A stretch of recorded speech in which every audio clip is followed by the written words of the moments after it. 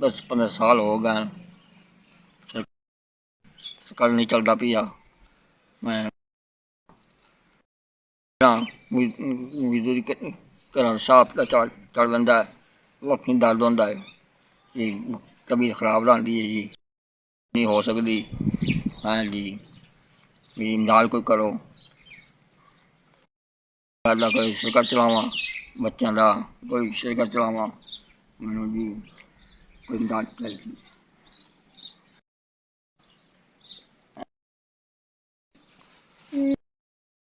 कोई इमदाद कर दो,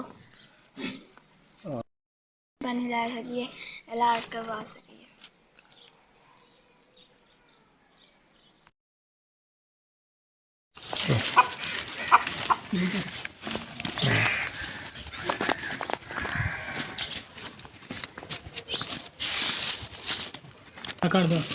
SVS ਤੁਸੀਂ ਸਾਨੂੰ 5000 ਰੁਪਏ ਪਹੁੰਚਾਇਆ, ਨਾ ਰਾਸ਼ਨ ਪਹੁੰਚਾਇਆ ਤੇ ਤੁਹਾਡੀ ਮਿਹਰਬਾਨੀ।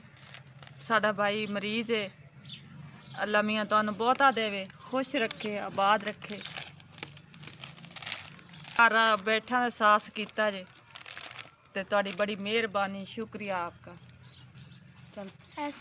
SVS अल्लाह ताली ना जायज़ मुरादे पूरा करे, ਬਹੁਤਾ ਦੇਵੇ ਇਹਨਾਂ ਨੂੰ, ਬਹੁਤਾ ਬਹੁਤਾ ਦੇਵੇ।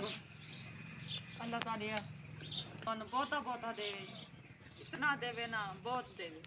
ਤੇ ਸਾਡੇ ਗਰੀਬਾਂ ਲਈ ਵੀ ਤੁਸੀਂ ਵੇਖੀ ਰੱਖੋ। ਤੁਹਾਡੇ ਵੱਲ ਬਹੁਤ ਦੁਆਵਾਂ ਤੇ ਅਸੀਂ ਤੁਹਾਨੂੰ ਦਿਲੋਂ ਦੁਆਵਾਂ ਦਿੰਦੇ ਰਹਾਂਗੇ, ਪਰ ਤੁਸੀਂ ਘਰ ਬੈਠੇ ਸਾਡਾ ਨਮਾਜ਼ ਪੜ੍ਹ ਕੇ ਅਸੀਂ ਤੁਹਾਨੂੰ ਦੁਆਵਾਂ ਕरेसूं।